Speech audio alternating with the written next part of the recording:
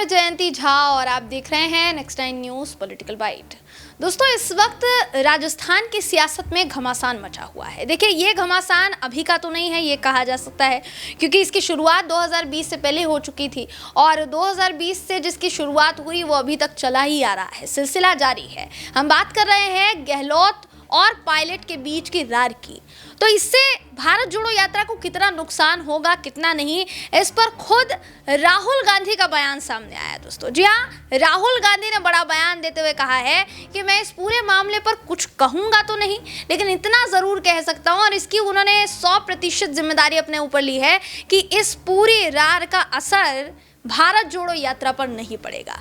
लेकिन सियासी समीकरण क्या कहते हैं, राजनीतिक समीकरण क्या कहते हैं? अभी इस वक्त जिस तरीके के बयान सामने आ रहे हैं, जयराम रमेश कुछ कह रहे हैं, केसी वेणुगोपाल कुछ कह रहे हैं, इन दोनों के बयान आपस में मैच नहीं कर रहे हैं। उसके बावजूद अगर राहुल गांधी इस तरीके का बयान देते हैं तो क्या सोच समझकर उन्होंने ये बयान दिया, इस पर बातचीत करने के लिए हमारे साथ हमारे सहयोगी शाहजेब मौजूद हैं। शाहजेब, बहुत बहुत स्वागत है आपका। बहुत बहुत धन्यवाद। शाहजेब, अभी देखिए, इस वक्त राजस्थान में जो अभी घटनाक्रम हुआ है उसके बारे में आपको जानकारी होगी। इस वक्त अशोक गहलोत पूरी तरीके से हमलावर हैं सचिन पायलट पर, और सचिन पायलट हमलावर हैं अशोक गहलोत पर। हालांकि सचिन पायलट पूरी तरीके से कुछ कह नहीं रहे हैं, क्योंकि अच्छे से पता है कि अगर गहलोत के खिलाफ पूरा कांग्रेस खेमा हुआ तो फायदा उन्हीं को होगा। लेकिन राहुल गांधी का जो बयान सामने अभी आया है उस पर आपका क्या कहना है? देखिए, राहुल गांधी जिस तरीके से यहाँ पर सबसे पहले तो कांग्रेस पूरे पर्दा डालने का यहाँ पर प्रयास कर रही है इस पूरी घटना को। कन्हैया कुमार का भी इस पर बयान आया था, उन्होंने कहा कि ये कांग्रेस का आंतरिक मामला है। तो लेकिन आंतरिक ये नज़र नहीं आ रहा है जयंती, सबसे बड़ी बात है ये। और राहुल गांधी सॉफ्ट बयानबाजी करते हुए इस वजह से नज़र आ रहे हैं, क्योंकि अगर किसी एक की तरफदारी कर दी उन्होंने तो फिर यहाँ पर मामला बिगड़ जाएगा। एक तरफ तो रीढ़ टूट जाएगी कांग्रेस की और दूसरी तरफ सरकार जाएगी। तो दोनों चीज़ से कांग्रेस को डर है, ना रीढ़ टूटनी चाहिए ना सरकार जानी चाहिए।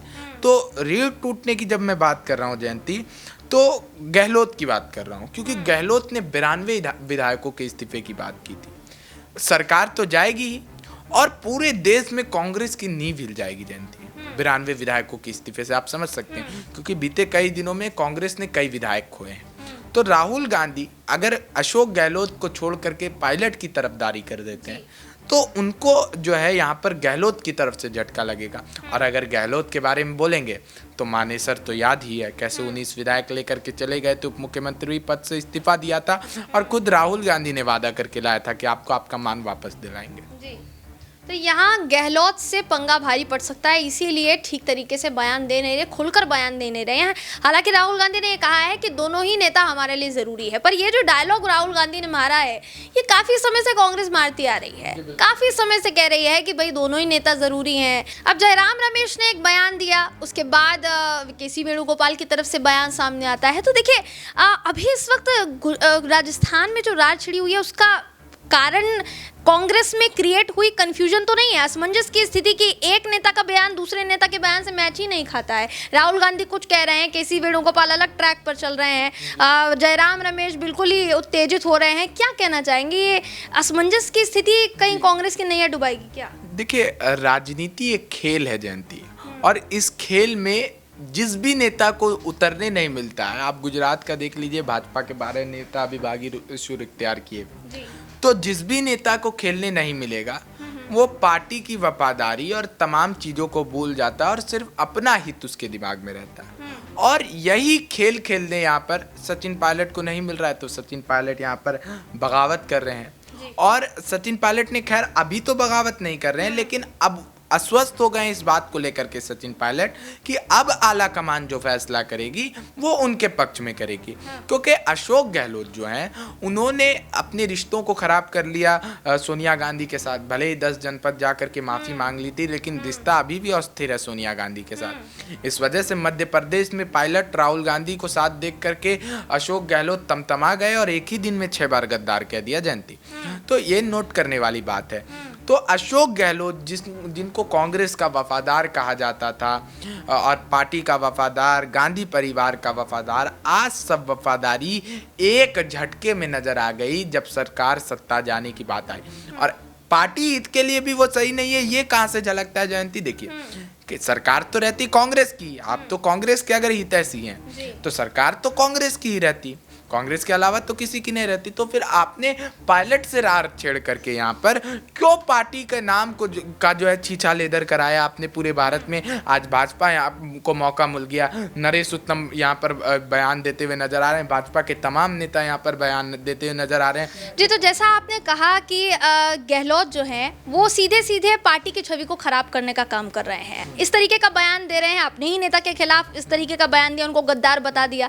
तो देखिए फिर सबसे बड़ा सवाल ये है शाहजेब कि यहाँ कांग्रेस बच क्यों नहीं है, उनको मुख्यमंत्री के पद से हटाया क्यों नहीं जा रहा है। एक विकल्प तो है ना सचिन पायलट के तौर पर, युवा नेता हैं, कांग्रेस राहुल गांधी के बेहद करीबी माने जाते हैं, प्रियंका गांधी के बेहद करीबी माने जाते हैं, तो क्या सोनिया गांधी के करीबी नहीं है इसीलिए उनके साथ इस तरीके का व्यवहार किया जाएगा, ऐसा कुछ है? देखिए ऐसा नहीं है, सोनिया गांधी के भी पायलट करीबी है, प्रियंका गांधी के भी करीबी हैं और राहुल गांधी के भी करीबी हैं। तो युवा नेताओं को बनने नहीं देना चाहिए। तलवार तो सत्ता पे लटकी हुई है ना जयंती, तलवार सत्ता समेत पार्टी पे भी लटकी हुई है। जब आप देखिए अध्यक्ष पद का चुनाव हो रहा था उस समय आपने देखा था कि किस तरीके से 92 विधायकों का इस्तीफा मल्लिकार्जुन खड़गे और अजय माकन को जब राजस्थान भेजा गया तो ये अशोक गहलोत जो पार्टी के हित की अगर बात करते हैं और उन्होंने कहा कि हमने कुछ नहीं किया, तो उन्होंने हाथ क्यों खड़े कर लिए? उनको विधायकों को बुलाना चाहिए था। और जो मीटिंग बुलाई थी अजय माकन और मल्लिकार्जुन खड़गे ने, उसके इतर यहाँ पर जाकर के सीपी जोशी के घर में जो है बैठक होती है। तो ये सारी चीजें साफ तौर पर दर्शा रही है कि किस तरीके से अशोक गहलोत जो है गांधी परिवार को ये दिखाना चाह रहे थे कि अब आपकी पकड़ जो है कांग्रेस में कमजोर हो गई है और कांग्रेस में अगर आप लोग मेरे खिलाफ जाने का प्रयास करते हैं तो कांग्रेस की रीढ़ तोड़ के रख देंगे। तो कांग्रेस की रीढ़ तोड़ कर रख देंगे, अशोक गहलोत कहीं ना कहीं यही दर्शाने की कोशिश यहाँ पर कर रहे हैं। हालांकि देखिए अशोक गहलोत का कद भी राजस्थान की सियासत में कितना बड़ा है उससे इनकार नहीं किया जा सकता, वो अच्छी तरीके से आप जानते हैं। वहीं दूसरी तरफ सचिन पायलट भी युवा नेता के तौर पर उभरे हुए नेता है और अभी इस वक्त देखेंगे तो लगातार उनका जो सियासी कद है वो बढ़ता जा रहा है, जैसे जैसे ये जो रार है इसका मुद्दा बढ़ रहा है। तो देखिए अब राहुल गांधी का जो बयान सामने आया है, राहुल गांधी के बयान से इतर कौन नया बयान देता है दोस्तों, ये भी देखना होगा, क्योंकि देखिए अभी तक तो 3 अलग अलग बयान सामने आ चुके हैं कांग्रेस के खेमे से। अब चौथा अलग बयान कौन देगा ये देखना होगा, क्योंकि ये दिन पर दिन हास्यास्पद होता जा रहा है और इसका फायदा निश्चित तौर पर देखिए बीजेपी उठाएगी, क्योंकि यहाँ 2023 में विधानसभा चुनाव है। उससे पहले अगर इस तरीके की स्थिति उत्पन्न होती है और यहाँ पर कांग्रेस इस स्थिति को ठीक तरीके से संभाल नहीं पाती है तो सीधे तौर पर घात करेगी बीजेपी और 2023 में फिर परिणाम बदले बदले नजर आएंगे। इसलिए राजस्थान को बचाना है तो आलाकमान को अभी से ही सारी चीजें देखनी पड़ेगी, परखनी पड़ेगी दोस्तों। बहरहाल इस खबर पर आपकी राय क्या है कमेंट करके जरूर बताइएगा। वीडियो अगर आपको पसंद आया हो तो वीडियो को लाइक और शेयर करना ना भूलें। फिर मुलाकात होगी आपसे किसी ऐसी ही खबर के साथ, तब तक के लिए नमस्कार।